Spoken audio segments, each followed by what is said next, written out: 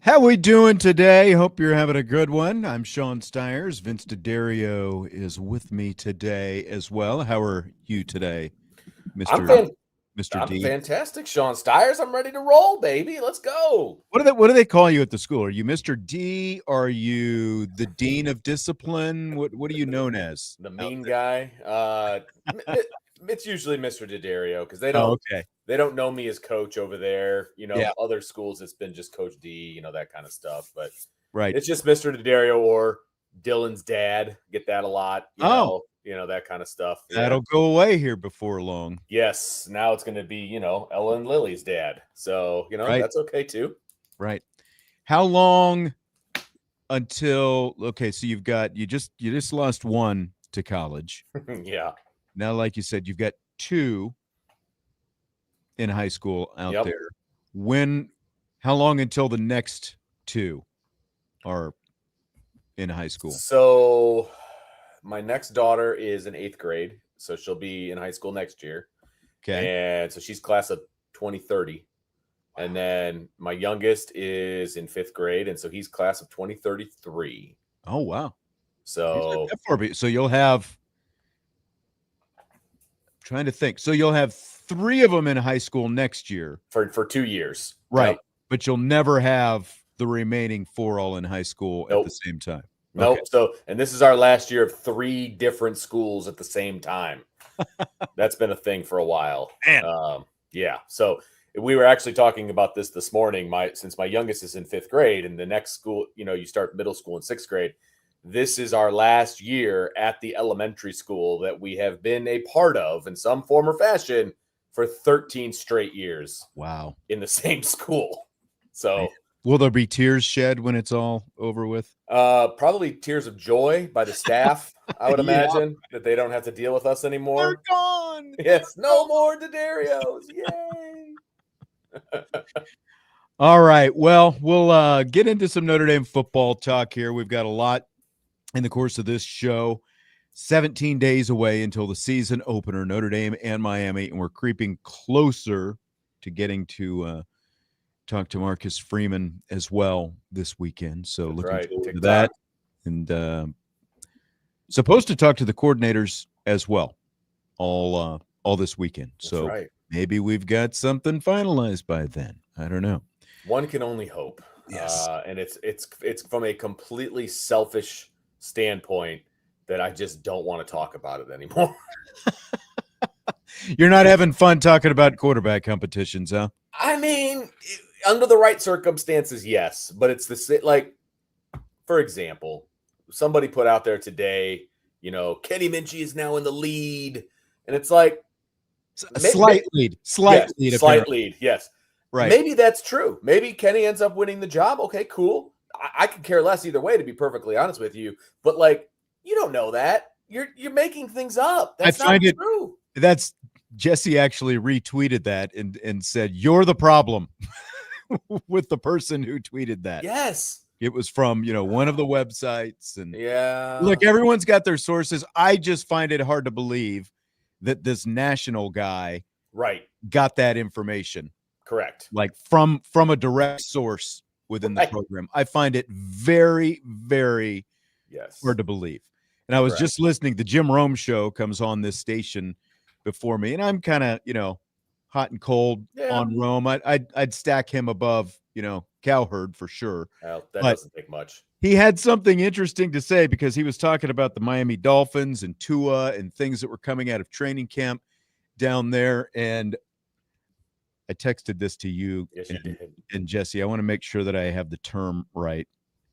Lava slingers is what he called some of the people who are at training camp and then reporting on, whether it's good or bad or whatever else, because they're essentially starting fires. And what Rome said was so many of the people who are watching this and telling you who's in the lead and what's going on and everything else don't have a clue what they're actually looking at. And they're just slinging lava, starting fires with some of the information that they put out there. And I can't disagree with that. It is so accurate, actually. Yeah. I've never heard of that phrase before. I never had either. I'm sure it's Rome, probably has yeah, a mark, but it's embarrassing, is what it is. And look, maybe this guy is going to catch lightning in a bottle, and he'll be right at the end of the day, But he may not be, and you know what? There'll never be any repercussions for being completely wrong. Yeah. And I'm not saying he's completely wrong. I'm saying he actually has but if he is, right, if Carr ends up getting it, he could say, well, it was close. I said it was close, and then right. Carr overtook it. Yeah, exactly. So it's just, come on, dude. Whatever. I think we knew this was going to happen. I'm honestly surprised that it took as long as it did for it to happen, because but again, we've only got to see one live practice and a handful of the first few periods, non-competitive stuff in practice. So there's been much less to try to parse and split hairs and everything else, I think, this year. And that's the way Notre Dame and Marcus Freeman wanted it. The reality is, unless your quote unquote source is Mike Denbrock or Marcus Freeman or Gino Guidugli, I would okay, that's fair. Guidugli in there. Yeah, that's fair. Then you got nothing. Like that's right. Because even if you ask directly one of the two quarterbacks, they're each going to tell you something different. Yeah. Even if you talk to them directly, they were going to tell you something different. Correct. So I highly doubt Marcus Freeman is anybody's source on this particular topic. So I highly agree with that. It just blows my mind that people are pushing send on these things, but whatever. I mean, whatever puts food on your table, I suppose. Engagement bait, driving that engagement. You got it. Yep. All right, today is we in, we out day. We haven't done a we in, we out, I don't think, since we started the old radio. I think that's true. Collaboration here. And of course, you can watch the show live on YouTube anytime you want. You can watch it archived after the fact at either the Irish Breakdown YouTube channel or the Sports Radio WSBT YouTube channel. And be sure you subscribe while you're there. But we've got some subscriber submitted questions regarding Notre Dame football and college football. And they're asked in we in or we out fashion. I'm kind of explaining this for someone maybe who hasn't watched the show before, listened to the show before, since I don't think we've done it since we've joined up with Budweiser's Weekday Sports Beat here. So we will put them up on the screen and we will go. Oof, we're going to start with JG Ytown has a handful of questions. Okay. Let's start with these on the offensive line. Goodness. We in or we out? Gerby Lambert will start and keep the guard position this year. He's benching Billy Schrouth. Oh no, that's the middle one. I'm sorry. That's the next question. There's a follow-up to that. I think things are trending for him to start, and so that probably would not surprise me. And so I would be in on that part. Keeping it the whole year is a little harder because we just don't know, number one, when Charles Jagisaw is going to come back, and we don't know what level he's going to be at. Look, Gerby Lambert is playing pretty solid football right now, from what I understand. But is he better than Charles Jagisaw? That's a stretch. Charles, that's the thing. Keeping it all year long. Right. That's the caveat there. I would probably be out on him keeping it all year long, especially the guard position, because the two guards are very, very, very, very talented. Yeah, especially Schrouth. Mm-hmm. And Sullivan Absher is very good as well. He's been banged up a little bit, and I think that's the entry point for Gerby Lambert, obviously, is if he can hold on to that right guard spot ahead of Sullivan Absher. I'll be curious because we're going to get one more opportunity here in the next couple of days to go out and see a little bit of practice and just kind of see who's where. It's kind of our last opportunity. It is our last opportunity to do that, to see what's going on, because as we've talked about quite a bit, there's always been in the first 2 years with Joe Rudolph as the offensive line coach at Notre Dame, there has been at least one surprise coming out of camp. Last year, there were 2 surprises coming out of camp on the offensive line. I'm like you. I won't be shocked if Gerby Lambert does get that position coming out of camp, and some of that will have to do with the health of Sullivan Absher, I think, as well. But keeping it all year, I've got to be out on that. I can't, because at some point we expect Charles Jagasaw to come back, and then it's a question of, does he slot back in at right guard, which is where he would have been, or does he press maybe even for a tackle position? So, depending on, how he plays and how the guys who start play. Now, J.G. Whitetown has a follow-up. He says, at the end of the year, the O-line will be Knapp, Jagasaw, Craig, Lambert, Wagner. So he's kicking Billy Schrouth out, and I've just got to be completely out based on that. I don't see Billy Schrouth getting from the offensive line. If Billy Schrouth gets hurt, then sure, then this could be the end of the year offensive line. I think we're not. Yeah, there's no way you're kicking out arguably one of the best linemen on the team. Like, Billy Schrouth is arguably one of the best linemen on the team. I think he is one of the best. That's fair enough. I was trying to leave it open, just a little, but like, he's not going to get benched by the way he's playing. That's just not going to happen. I'm sorry. I'm very, very, very, very out on this one. The line was better when he came back into it last year and started playing left guard. Billy Schrouth, we're talking about. So, again, this hypothetical, or this question anyway, asks, at the end of the year, the offensive line will be Anthony Knapp, Charles Jagasaw, Ashton Craig, Gerby Lambert, and Emil Wagner. So I've got to be out on that because I don't see Schrouth being the one pushed out. Now, it's going to be tough no matter what, because you've got 7 really good guys and a potential for 8 really good guys once Jagasaw is healthy. So there's good, it sets up for there to be some good competition for those spots.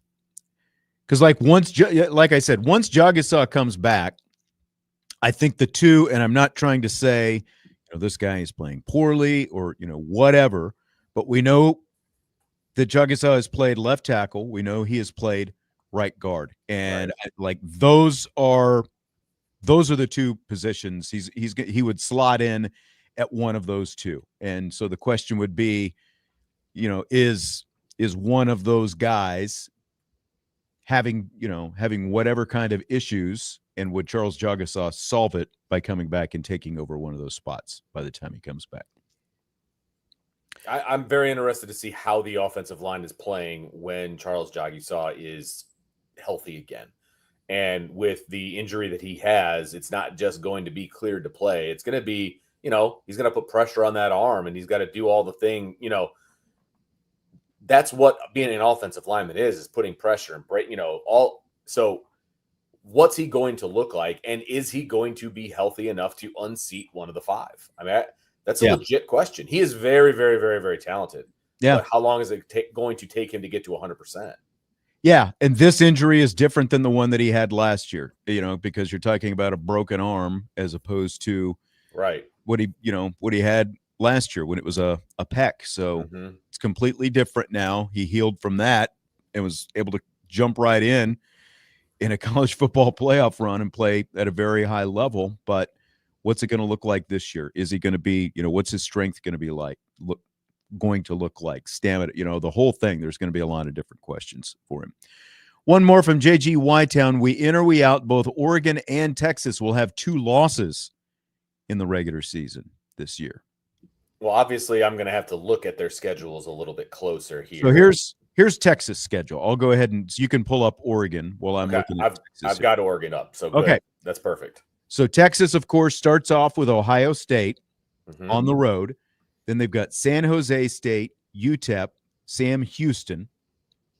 And then for Texas, it is at Florida, versus Oklahoma in Dallas, at Kentucky, at Mississippi State, Vanderbilt, at Georgia, Arkansas, Texas A&M.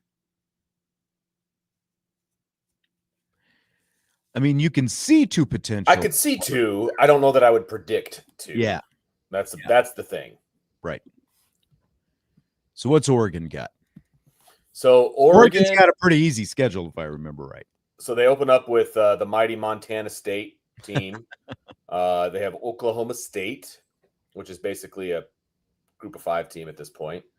You've got Northwest. They travel to Northwestern. I think you're thinking Oregon State. I'm sorry. That's next week. They have Oregon State the September 20th. My bad. You're right. They're both right. It's funny how they're both OSU and they've got the same colors. They're orange and black. Yeah, you're absolutely right. Yeah. I apologize to the Oklahoma State Cowboys.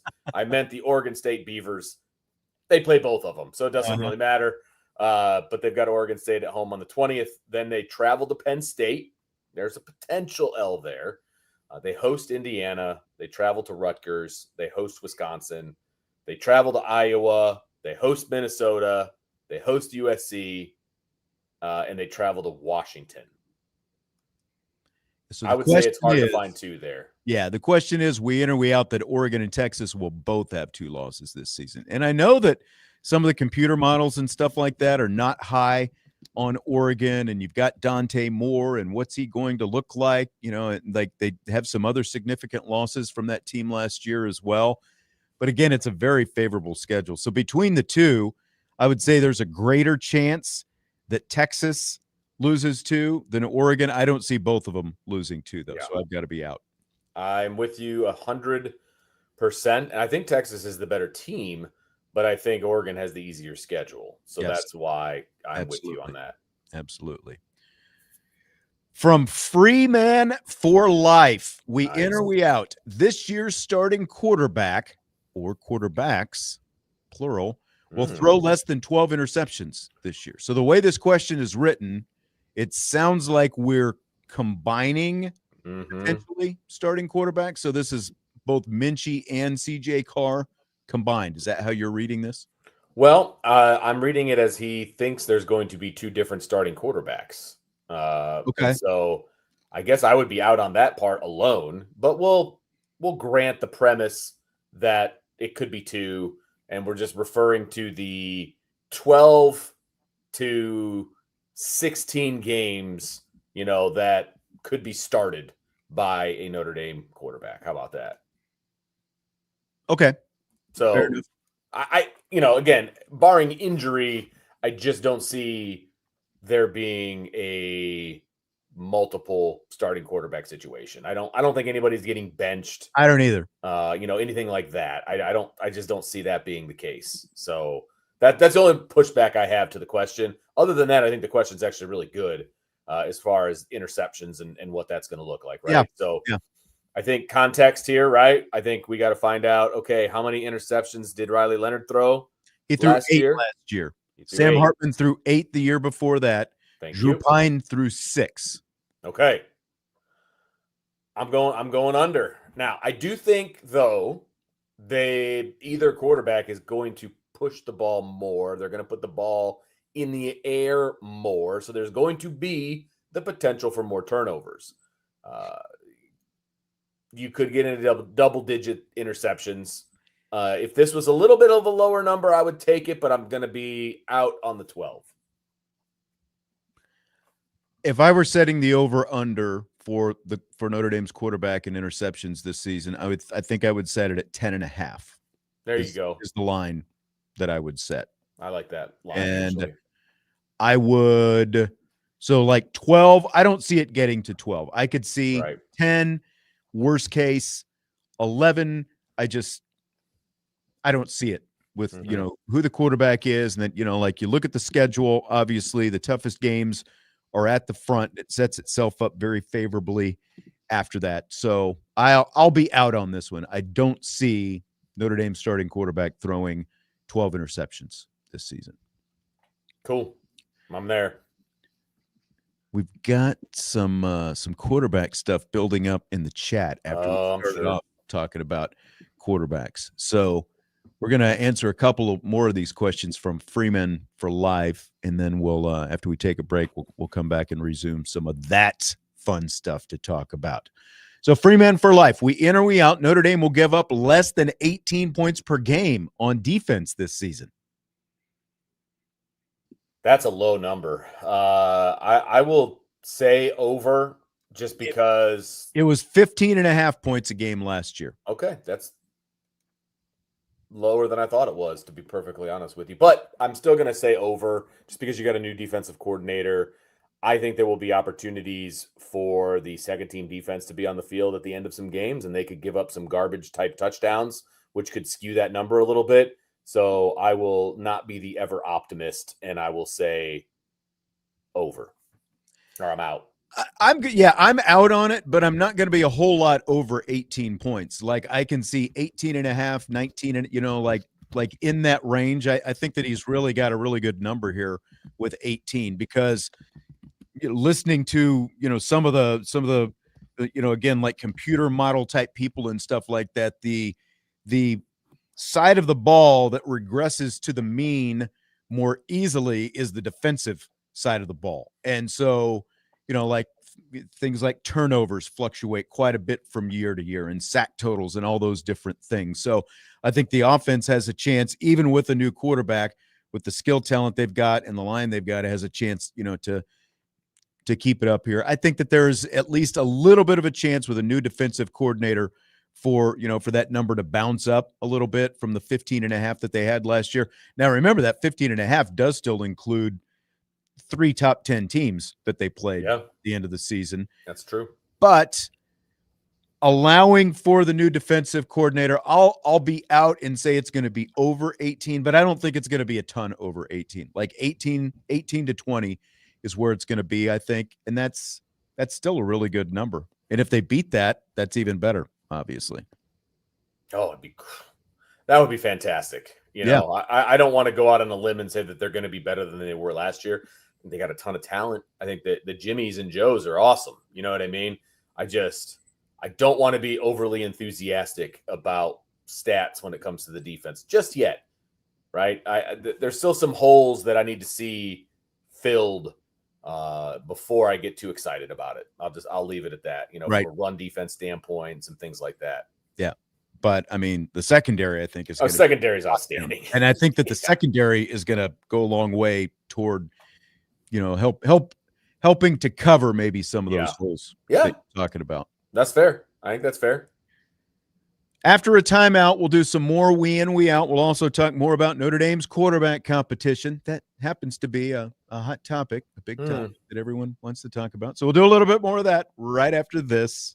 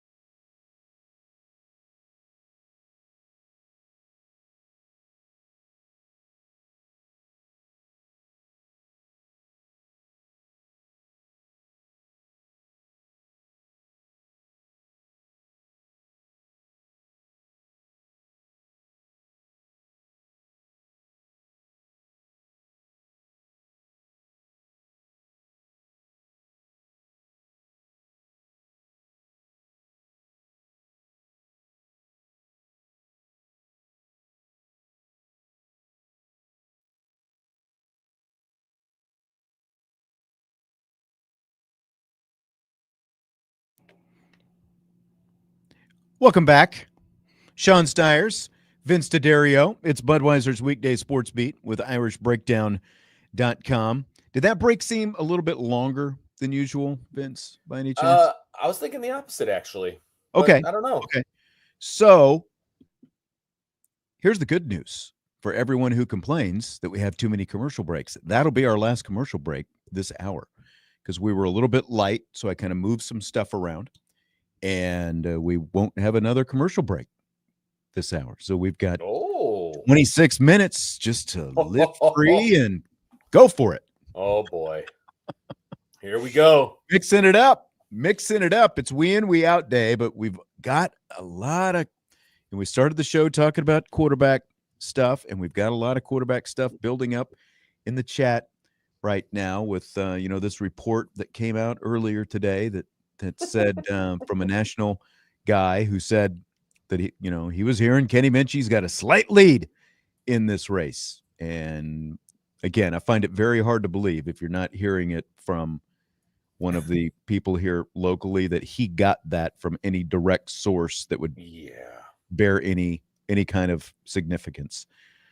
KCMCC in the YouTube chat says, I'm thinking Minchie is going to win the starting spot, can run, and is composed emotionally for a hostile environment. Now, you were kind of asking about this composed emotionally thing. And Casey said, all the chatter about his calm demeanor, whereas next to nothing about Carr.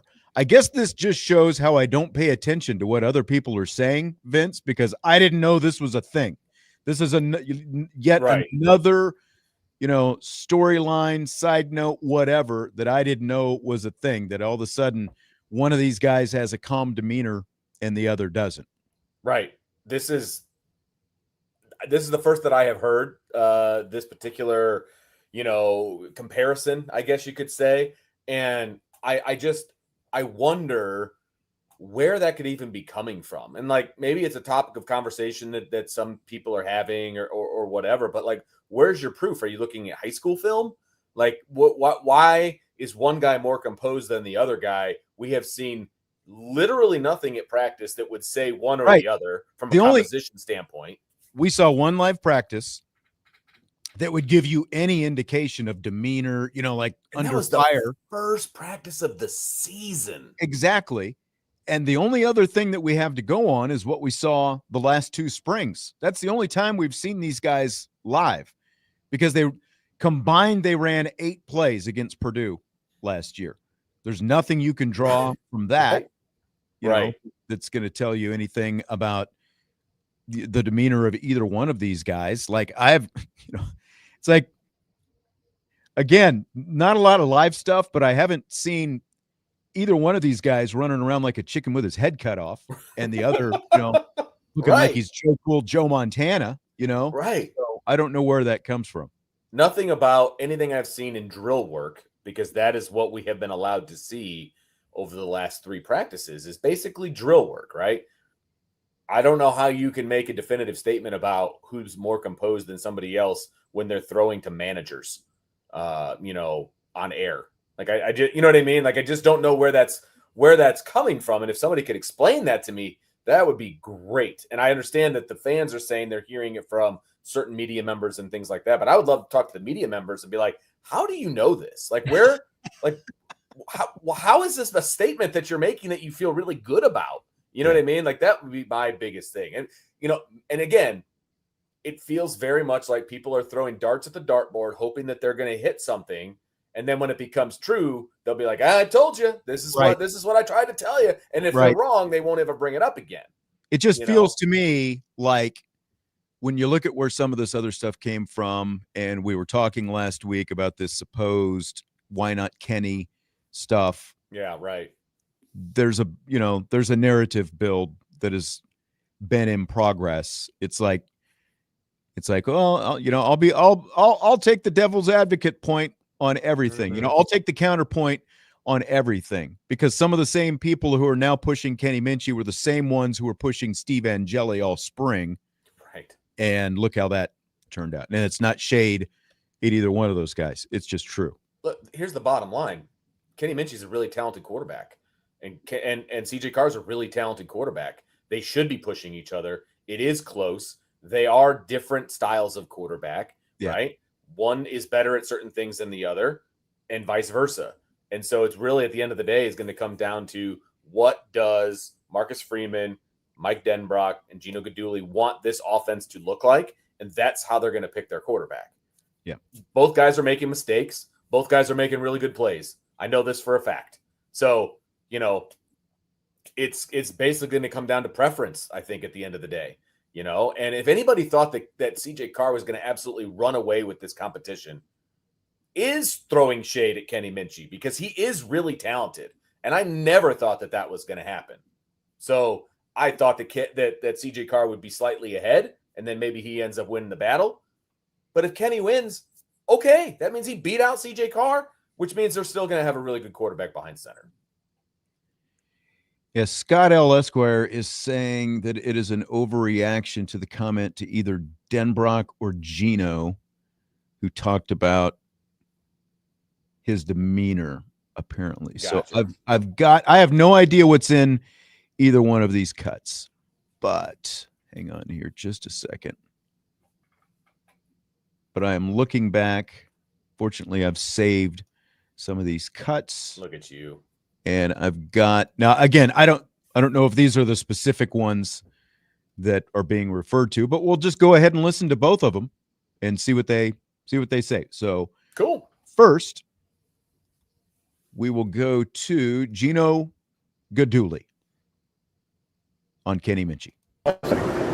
Like, he is, like, to me, it's 50-50. Like, whoever has the next 2 weeks has the best practices will be the start quarterback. Like, there isn't one guy that's coming in saying, like, right now he's got the edge. Right now he would be the guy. Like, it's wide open competition. The reps are going to be split right down the middle, and whoever puts together the most consistent training camp is going to be the guy week one.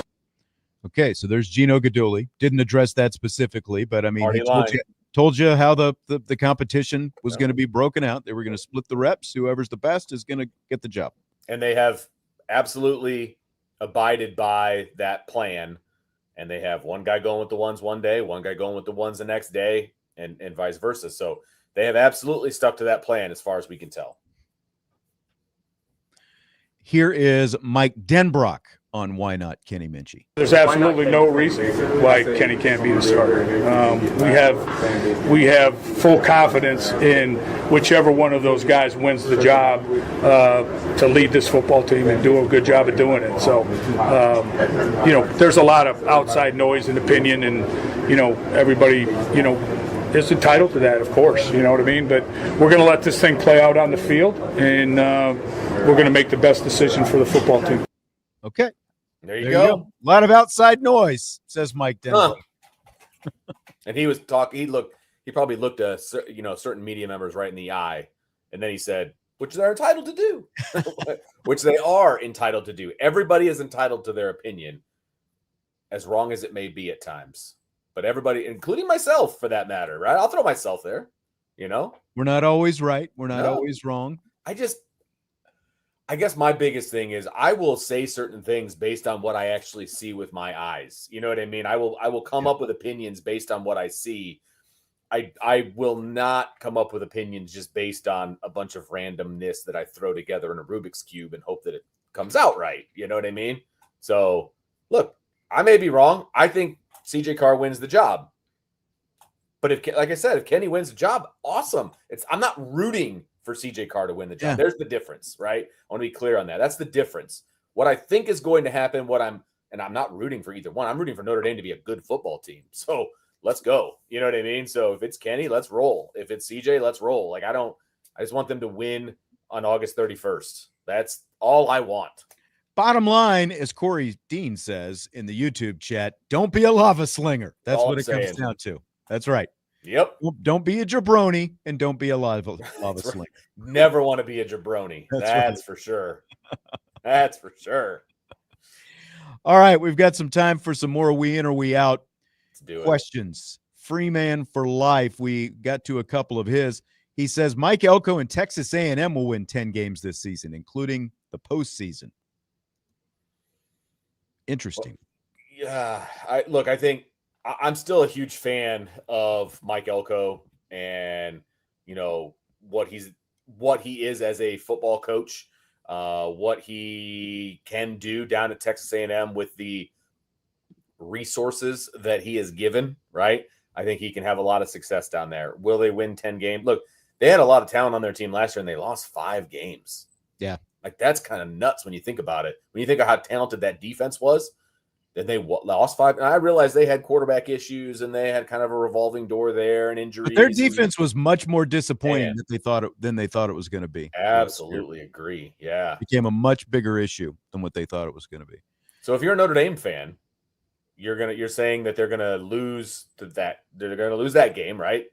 So that's 11-1, and I assume he means 10 wins for the regular season. No, it's including the postseason. Okay, so they could lose 3 games in the regular season and win Still a get to bowl 10. game and get to 10. Okay, so that is an important caveat here. Let's roll through it here real quick. It's hard to include the postseason, though, because once you get to the postseason, are you playing in the playoffs? Or are you playing in a bowl? Because what happens now if you're just in a bowl instead of the playoffs? With the exception of Colorado last year, because Deion Sanders got his son and Travis Hunter to stick around for most everybody opts out. So the team that you're playing with in a bowl game is completely different than the one that you had in the regular season most of the time. They got some tough games on their schedule, Sean. They got Texas. They have South Carolina. They have LSU. Those are 3 tough games. Notre Dame, obviously. Plus you had Notre Dame. That's 4. What is Florida going to be like, right? So, I mean, you've got some tough games in there, and then you add in the postseason. I'm going to say I'm out. I don't know that they get to 10 wins this year, so I'm going to say I'm out on that. Yeah, I'm out on it as well. I'm seeing 9 as their ceiling, I think, this season. Yeah. Yep. I agree. There's just, and it's nothing against Elko. I think he's building this thing up. It's just, they got some tough ones. They do have some tough ones. I agree. Ballpeen Shillelagh. We in or we out? The most crucial aspect of Notre Dame's season will be the improvement in the offensive line's pass blocking. You know what? I'll be in on that. I think that's a very important aspect of this because of the type of quarterback that is going to be behind center. It's going to be somebody that wants to throw the ball more often than they did with Riley Leonard. And so they need to be able to protect him. They have to protect a rookie quarterback. That's going to be really important. And I feel much better about a lot of other aspects of the team. And so I will say that I'm in on that. I'm slightly out. It's going to be important, but ultimately it's going to come down to just what the quarterback looks like, whoever the quarterback ends up being. I think that's going to be much more crucial because we're going to get, regardless of who it is, whether it's Minchie or Carr, we're going to get a first-time starting quarterback. And there is talent on this team throughout the roster. There is depth, we haven't seen in quite a while. I think that ultimately it's just going to come down to quarterback play. Cool. So I've got to be out. They got to keep them upright. It's important. Yep. Another one from Ballpeen. Arizona State lives up to their preseason ranking at number 11. I'm out. I do not have the faith in Arizona State that a lot of other people have. And I know you are. And by other people, you mean me. Well, not just you. They're ranked 11th. You don't vote in this poll, right? No, I guess that's okay. Okay. So you're saying a lot of people are much too high. Yes. Arizona State. Based on what they did at the end of last season. So yeah, I'm out. I don't think they make the playoff. Whether they make the playoff, I don't know. But I guess if you're going to live up to your preseason ranking of number 11, that probably means you're going to be in the playoff. Yeah, that's why I looked at it. They only lost 5 guys. They returned 17 starters, including the quarterback from a team that went to the playoffs last year. Northern Arizona, Mississippi State, Texas State, Baylor, TCU, Utah, Texas Tech, Houston, Iowa State, West Virginia, Colorado, Arizona. They don't even play Kansas State. And they don't play either Kansas team for that matter. But Kansas State is obviously the higher ranked of the two going into the season. That's just, to have that many guys back, it would be a major, major flop if they're not in the, Big 12 championship game at the end of the season. So I'm gonna be in on this. I do think they'll live up to the ranking. I don't understand why so many people like you, DeDario, are out on Arizona State. I'm not a believer yet. I'm not there. I'm not a believer. I think they were riding. They had a really, really comfy seat in that Cinderella shoe last year. That's the way I see it. Okay. All right. In or out, Florida State would have had a better season last year under Brian Kelly than they did Mike Norvell. Yeah, I do think that, because Brian Kelly is a very good coach. He's a very good coach. He's not a championship level coach yet. That's where I'm at the D1 level. And now, so I think he would have been better. Are we assuming like exact same scenario? Brian Kelly gets the exact same roster turnover that Mike Norvell had and gets the exact same roster, DJ Uiagalelei and the whole thing? I still think that Brian Kelly would at least foster a better culture, and they would have won more than 3 games. Okay. I could buy that. I think they're at least closer to 500, if nothing else. Yep. The bar is not set very high to say that he would do better than Norvell. Yeah. You know what I mean? So that's true. I do. One thing that we can count on with Brian Kelly outside of obviously 2016 is he's going to have a team that's going to get to like 8, 9, 10 wins. You know what I mean? Like that's Brian Kelly, and that's what LSU signed up for, and that's what they've gotten so far. And so that's who I think they are, or who he is, I should say, until he proves me wrong, which maybe he will at some point. But as of right now, I think he would win more games than Norvell won last year. We'll see if last year was Norvell's, 2016, basically, for Brian Kelly. BK's personal chef with a few we in, we out questions. A Notre Dame wide receiver makes a play during our eventual win over the Canes that will be labeled as a surefire Sports Center top 10 play of the week. Are you in or out on that, Vince? Man, that's a very specific situation. But here's the thing. It's on a Sunday. Yeah. There's not a whole lot of other games going on that day, and there's no NFL. So the odds of the winning team having a Sports Center top 10, are good. So I'll be in on it. Why not? Because I do think the quarterbacks are going to be good, and that means that they will be dropping some dimes, and there'll be a wide receiver that makes a nice play. So I'll be in. All right. I think I'm going to be in as well. I like the way you broke it down there because it is a Sunday night game, and I'm looking to see if I can find the rest of the. Okay, here we go. There's a lot of games on Saturday. There's only 2 games on Sunday. There you go. Notre Dame, Miami, and Virginia Tech, South Carolina. So I'll be totally in on this. Yeah. Just lack of inventory, as they say. Yep. Lack of competition. In or out, Emil Wagner lets up 1 or fewer pass pressures against Miami and Texas A&M combined. I got to be out on this. As much as I am an Emil Wagner fan, just a pressure is very easy to give up. And you're talking about 2 full games, I'm going to be out.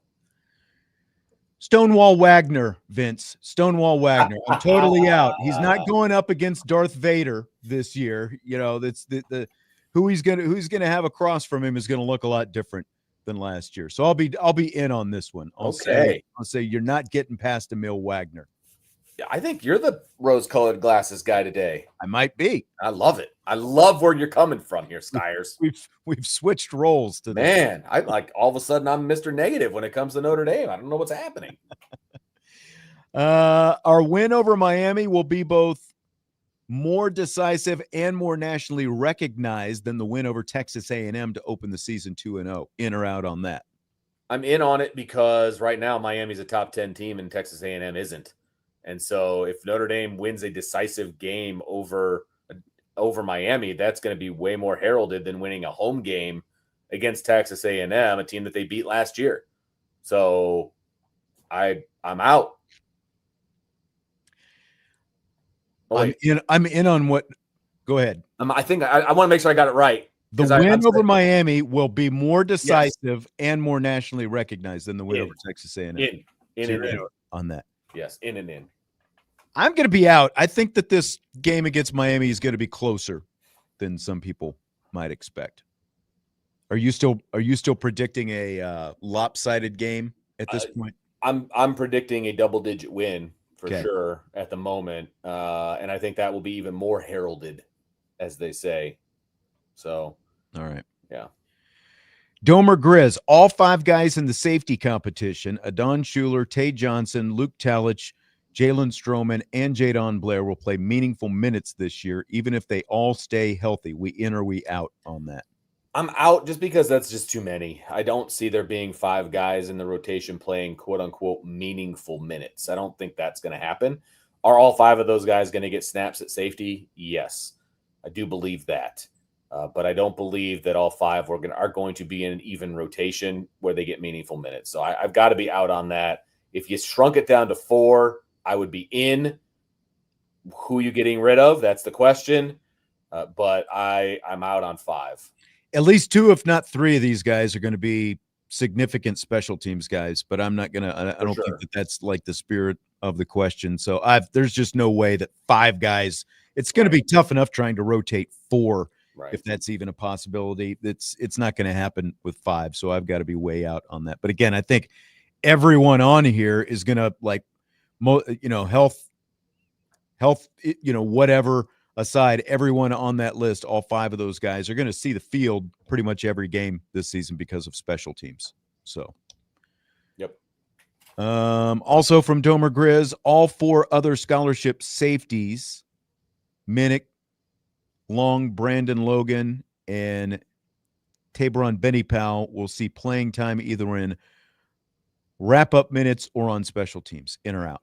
No, they'll see minutes on special. Well, Minnick will definitely see time on special teams. I don't know about the other 3 just because you might want to redshirt them, which I believe I don't have the roster memorized, but I think those guys are all young enough to have another redshirt possibility.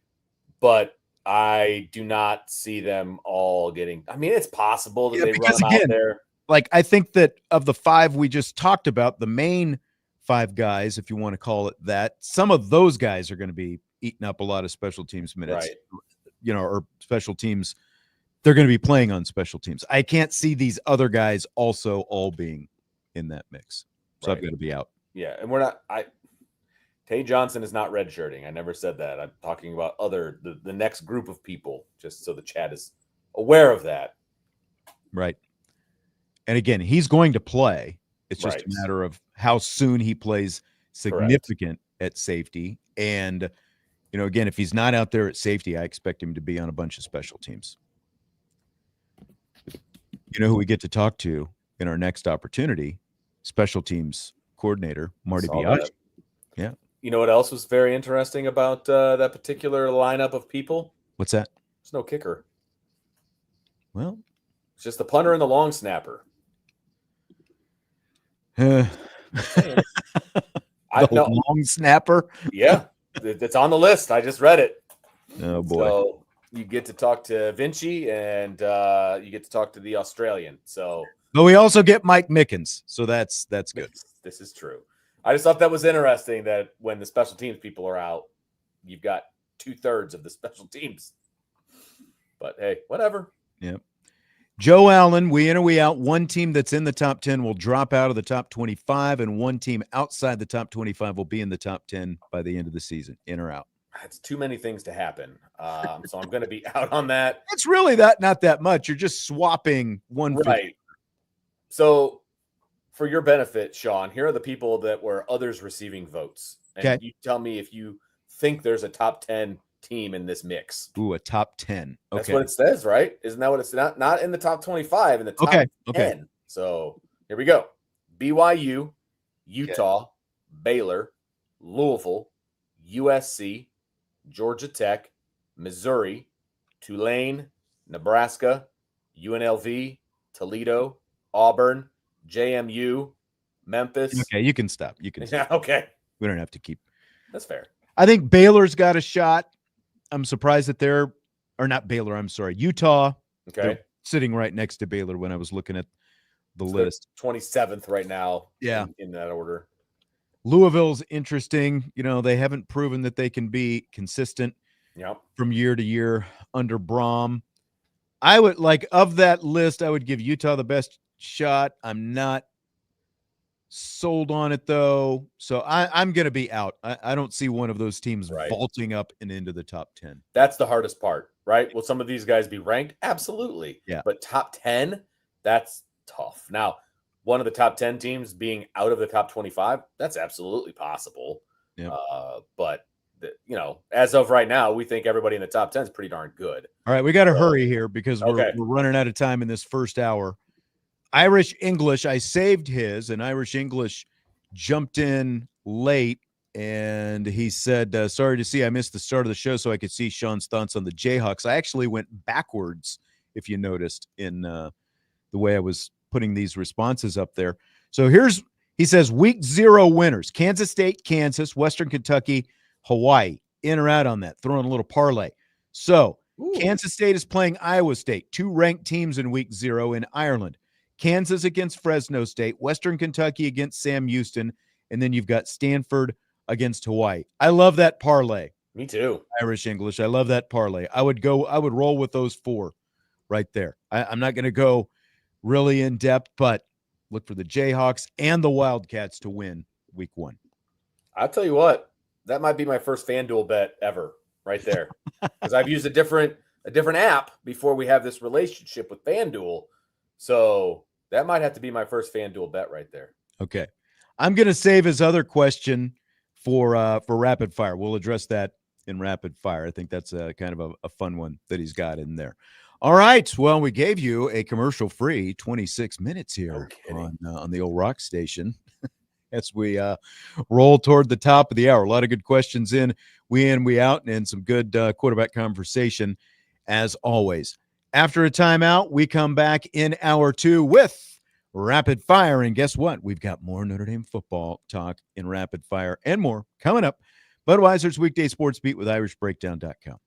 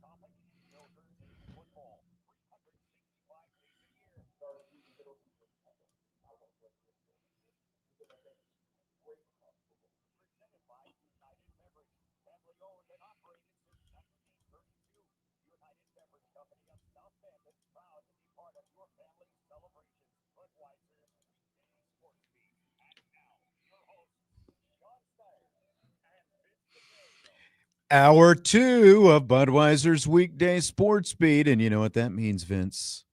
It's rapid fire time. I do know what it means, and I'm excited about it. All right. All right.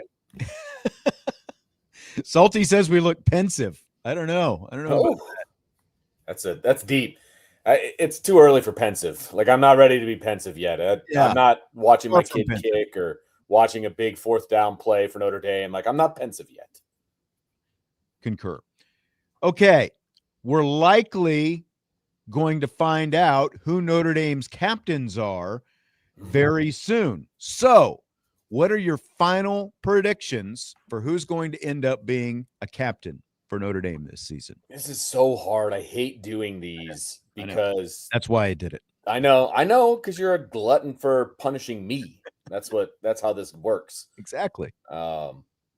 Yeah. So I there are a lot of leadership qualities on this team. And so you can't necessarily go wrong with a lot of these guys, right? So I am going to go with 2 on offense and 2 on defense and just keep it simple, okay? Even though there'll probably be more than 4, that's where I'm going. So believe it or not, I do think my first one's a transfer, and I think he's getting a lot of publicity right now for being in the Goog all the time and spending the night there and all that stuff. So I think Will Pauling has a chance of being a captain, and he was a captain at Wisconsin. I've got him on my list. Okay. Yeah. Yes. Look at you. Okay. All right. Hear a lot of things about his leadership, from coaches and players and everybody over there. And like you hear, like we heard Mike Brown talking about, this is a guy who shows up at 5:30 in the morning to get over there and go to work. So I think he's a really good candidate list. Yep. Doesn't happen very often for a non-quarterback position player transfer. Right. The next one I'm going to go offensive line, and I'm actually going to go Billy Schrauth here. I think that he is the most talented offensive lineman right now that is healthy. I think he is a beast, and I think he's got leadership qualities about him as well. And so I am going to take Billy Schrauth on offense. I matched you with that one as well. We're 2 for 2. Man, holy cow. This is crazy. Okay. It's scary. This is very scary. Okay. Flipping over to the defensive side of the football, I think this one, I don't want to say it's a no-brainer, but it's got to be right up there. I think Drake Bowen is going to end up being a captain. 3 for 3. I think coming into training camp, he was probably the lock of everybody to be a captain this season. I do feel that way as well. How it felt. Yep. Okay, so we got Schrauth, Pauling, Bowen. That's 3. Yep. I really this next one is actually fairly difficult for me because I feel like everybody across the defensive line is probably too young, hasn't really contributed enough yet, unless I'm forgetting somebody that, but I feel like that's the case. So I'm out on the defensive line. Me too. We've got linebacker covered. Yep. Okay. I know a lot of people would like me to say Adon Schuler here, but I don't think they're going to make a sophomore, or a redshirt sophomore. I just don't think he's going to be a captain. He's been around the program for 3 years, though. I know. The players vote on it. That's true. I'm throwing my chips over to the Christian Gray category. Okay. Because I do think he shows resilience. I think he's actually a very good player. I think the players like him, and I think he's, I think he has a lot of leadership qualities as well. So I'm going Christian Gray as my second defensive captain. Here's where we split. I don't disagree with what you're talking about with Christian Gray and his leadership qualities and resiliency and all that stuff. I would say A+ on those accounts. But I think that I think Adon Schuler is going to end up like in terms of like most likely candidate from the secondary. That's who I would go for. Okay. Sportsman Philly 22 says Leonard Moore for captain. Could happen. Would be very rare for sophomore to be captain, though. That's why I think Adon Schuler, again, eligibility-wise, he's a sophomore as well. but this is his third season. So, going into his third season, just like Drake Bowen, he's been around a little bit. And in terms of guys who are going to be out there on the field, like vocal guy and, a guy who's been around and got a lot of playing experience as well. So that's why I'm going in with Schuler. Okay. I have no argument with Schuler. He has shown some exemplary leadership qualities on the field that we've been able to see, like coaching up guys and getting whoever's going to be safety next to him ready to go. So I have no pushback on Adon Schuler in any way, shape, or form. I think he's a great kid, and I would not be surprised in any way if he ended up being a captain. That's 4. Do you think we get 5? I'm going to say this as a dark horse candidate, Eli Raridan. Craig just asked that in the there you YouTube. Go. Oh, there you go. I didn't see that. So Eli Raridan, I think, is a dark horse because he has been around the program for a very, very long time, has obviously shown resiliency with his injury history, and all of those different things. And frankly, he's been balling out from what we have actually seen with our own eyes, as well as what we're hearing from sources too. So yeah, I think he's a dark horse candidate for me. Get some other nominations, Faison, Snead. I'm wondering what kind of, Jeremiah Love, not the most vocal guy, at least from what we get to see, fairly low key, kind of maybe a lead by example type guy. But I like very high work ethic, obviously very high skill level, again, like when you talk about lead by example and some of those kind of things. So I wonder where he fits into the mix. So you can take Raridan. I'll take Jeremiah Love as a possibility. Jeremiah Love would not surprise me, Sean, because they have shown a tendency to select a captain of a guy who they know is probably going to be out of here after 3 years. Yeah. You know what I mean? Yeah. So that wouldn't necessarily surprise me. Kind of like they did with Benjamin Morrison. They knew he wasn't coming back for his senior year. They make him a captain. Again, he has qualities this too. process that they use now too, where they get up in front of the room and they tell everybody why they want to be the captain and all that kind of stuff. Like how much that kind of comes into play. This is one in the back of my mind I've been wondering about. Father David says Kevin Bauman, dark horse candidate. And I do wonder, I think that he would have made, like, had he stayed healthy, I think that he probably maybe could have worked his way in there. I don't know, like now that he's, retired and all that kind of stuff, like how any of that would play into it, I guess. Right. And I want to say I saw a clip, because they're starting to talk about the documentary and all that stuff that's going to come out, and they're not even going to premiere it until December, which is bogus. Yeah. But anyway, I thought I saw a clip of him actually up at the front talking about, why he wanted to be a captain. And obviously, this was prior to his injury. Yeah. So, that's definitely a dark horse candidate for sure. Yep. Okay, so Salty Virginia Peanuts in the YouTube chat. Very upset with me. He says, that does it. I'm not submitting any more in-outs if they're not going to be read. As usual, he waits till the last minute. I went and checked the timestamp. It did say 4:40. Okay, so you did get in under the wire. But the thing is, you have to hit refresh to, for like the new ones to show up. They don't just, it doesn't auto load by itself. Correct. Like once I open the browser for the chat where the we in, we outs are submitted, anything that's on the Champions Lounge, it doesn't just auto populate. Correct. You have to physically hit refresh. So I had opened it. I scrolled all the way to the bottom, hit refresh at least once after I opened it. Apparently that must have been before 4:41 when Salty put in his question. So here is a bonus we in, we out that we'll do in rapid fire from Salty Virginia Peanuts in the YouTube. The departure of Chad Bowden has helped Irish recruiting in general and Al Washington most of all. Washington does best when he can pick his guys early and just stay with them for a couple of years. Interferences and challenges from Bowden were always a barrier for him. In or out on that, Vince? That's a lot of information to just take off the hizzy. Let's see. I do think that I have always thought that the way quite a coincidence if Chad Bowden didn't have something to do with it. The way defensive line recruiting has picked up in these last 6 months. Yeah. Chad Bowden went to Southern California and Al Washington has been here, maybe without some of that. Looking at the defensive line recruiting has gone through the roof since Chad Bowden has left. So I'll just coincidence. I know. I'll just go in on this. Okay. I'll ride your coattails right on through this one and say I'm in on it as well. I love it. Al Washington has been one of the more polarizing coaches that are still on the staff. And I find that very fascinating as well. People just despised him for a while. And now, he's pulling in these recruits and doing what he's doing, coaching these guys up. He's the golden child. And now he's the man, So, love it. I know.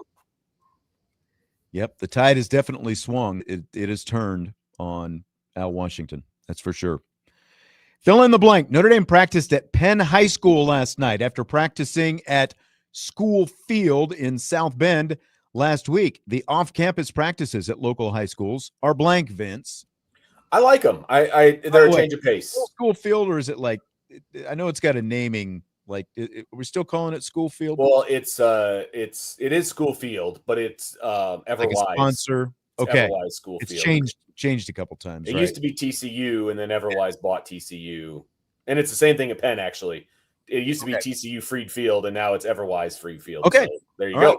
Good enough. So we got the plug out there. Yeah, got all the sponsors in. Yes, I actually like it. I think it's a change of pace for the players.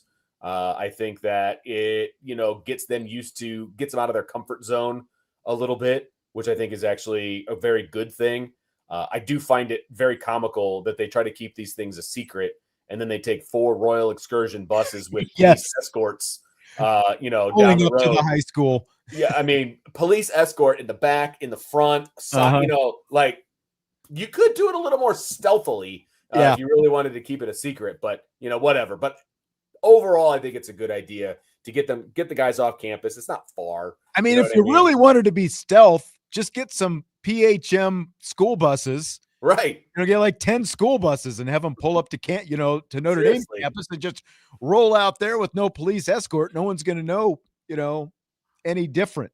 Just have the police cars kind of set up to make sure they can get in and out and whatever, or go with some unmarked cars, I guess. But yeah, you're exactly right. Not exactly stealth. No, you've got to roll that way.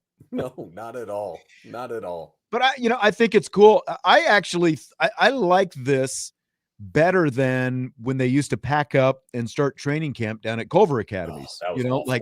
No, I mean, like for us, it was brutal. I get why Brian Kelly did it, but like part of the reason was also we had a kid who was going there for at least part of the time, and there was kind of like helping out. But they did it. They had the dorms set up so they could actually camp down there and the whole thing, and they had multiple fields and everything.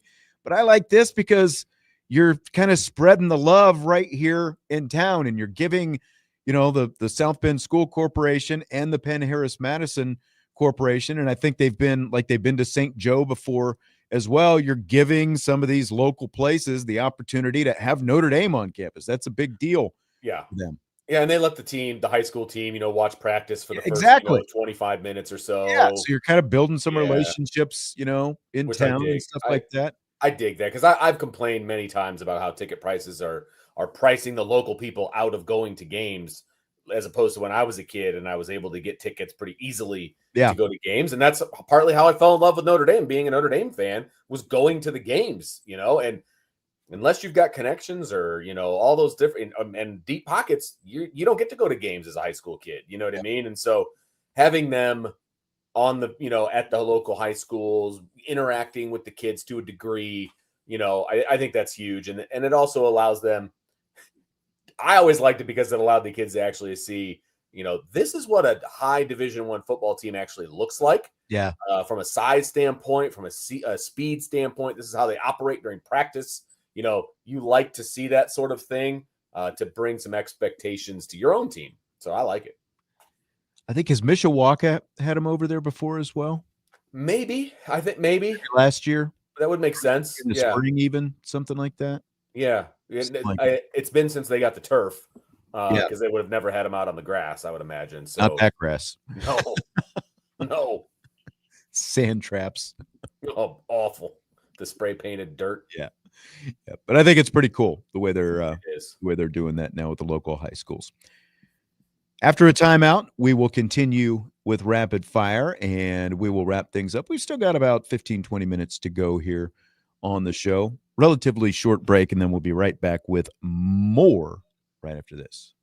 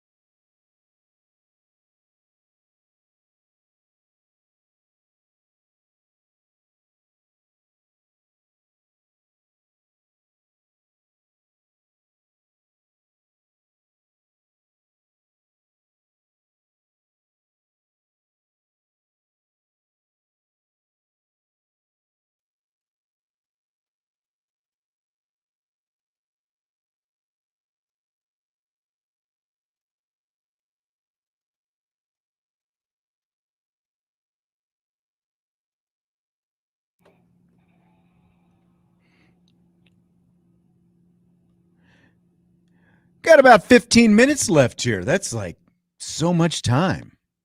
Budweiser's Weekday Sports Beat with IrishBreakdown.com with Vince DeDario. I'm Sean Stiers. It's rapid fire, and we have been crawling through some rapid fire. I wanted to Just a little bit. I wanted to put this one up from Irish English, who submitted this question for the we in or we out portion of the show. He says, visors are for guys that are afraid of commitment. Either wear a hat or don't, Kiffin. Are we in or we out on that, Vince? Well, that feels very pointed. It's funny because to be a visor guy, you have to be a certain type of guy. And generally, I don't get along with visor guys. So I'm in on it. I'm in. I tried wearing a visor for a little bit. This was a long time. It was when I still had hair.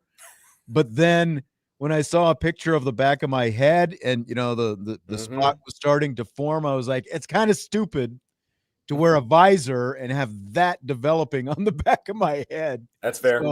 So I did without. Now, the other aspect of this is my guy, Brian Schottenheimer. I don't know if you've seen him. He likes to wear his visors backwards, which is like a whole nother element of this whole thing. Wow. Coaches are big. More coaches are big on the visors, it seemed like. Started with Steve Spurrier. Well, offensive coaches love the visor. That's true. I'm going to go on and say that because, and I'm even thinking, like you said, Spurrier, Kiffin, who else am I thinking about? Kelly. Kelly's a visor guy. Kelly is a visor guy, isn't he? Yes, he is. And there's a couple of local high school people that I know that are visor guys. They're all offensive guys. You think it's a golf thing? Yeah, maybe. Yeah, maybe. Golfers, big visor guys, it seems like. Yeah. It's just visor guys just rub me the wrong way in general. Visor guy or hat backwards guy? Which rubs you worse? Hat backwards guy is fine if you are on a baseball field and are a player. I'm okay with hat backward, like a Ken Griffey Jr. at batting practice. Yeah, hat backwards. Let's roll. Other than that, I'm not a hat backwards guy at all. Once you hit like 24, you need to stop wearing the hat backwards. I tend to agree. I used to be a hat backwards guy when I was young, but that was essentially like, through high school. Hat backwards guy right after high school. Still, young guy, but it's been pretty much, bill forward, bill, pull down the bill, kind of like, like the way a ball player would wear it or whatever. Correct. It's yeah. Father David says, once you're over 25, wear a hat properly. That's all I'm saying. No cock to the side, none of that stuff. Just, come on, let's go. I concur.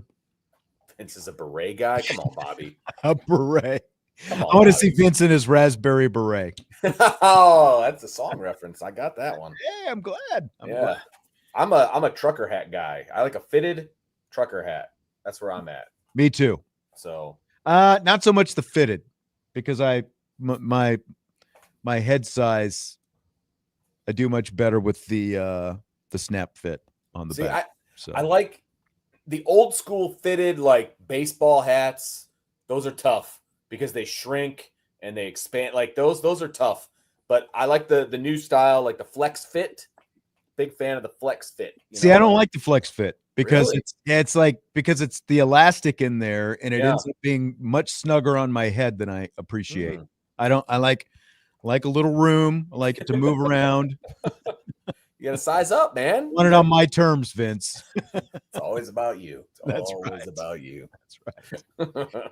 Okay, we heard some comments from Notre Dame wide receivers coach Mike Brown earlier this week. One guy we didn't get to hear him talk about is freshman Elijah Burris. I asked Brown what kind of training camp Elijah Burris has had. Great camp, man.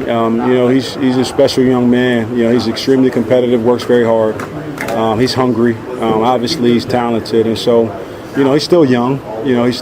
But I'm really excited where he is. Like I said, man, he's made a lot of really big plays, and I think the future is really bright for him. A lot of really big plays. Future is really bright. What are your expectations for Elijah Burris this season, Vince? Oh, see, that's tough. My expectations for Elijah Burris are to maybe crack the rotation.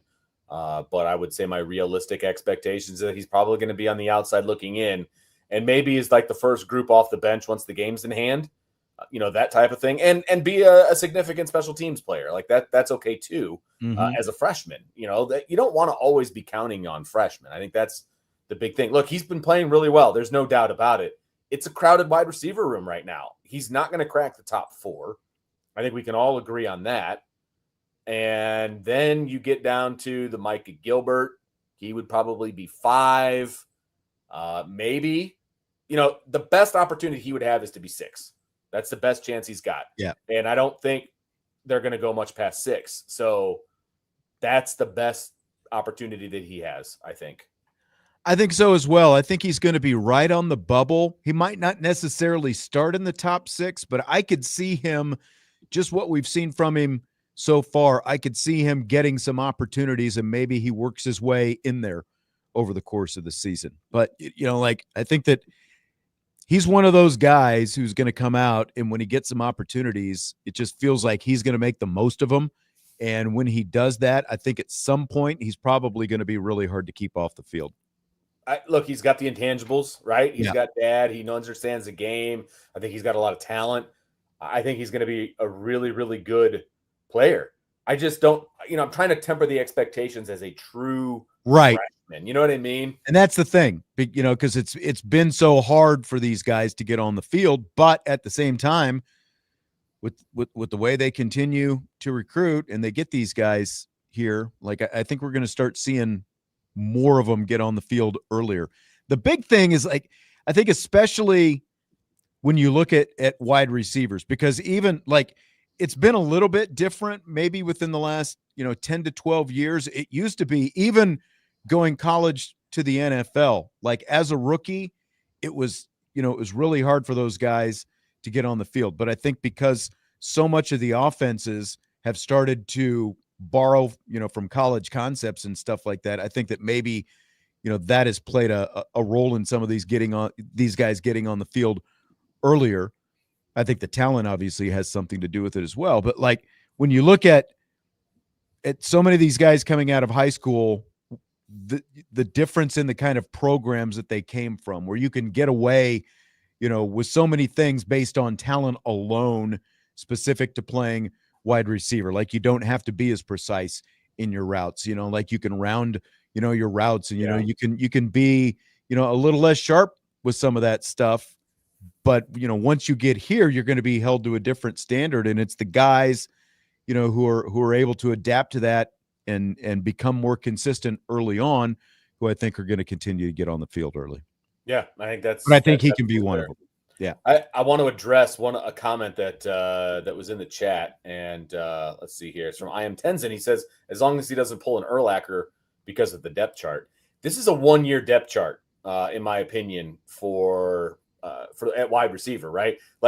Urlacher left because the talent in that room was young, and he wasn't going to be able to get over it because they were either his age or younger.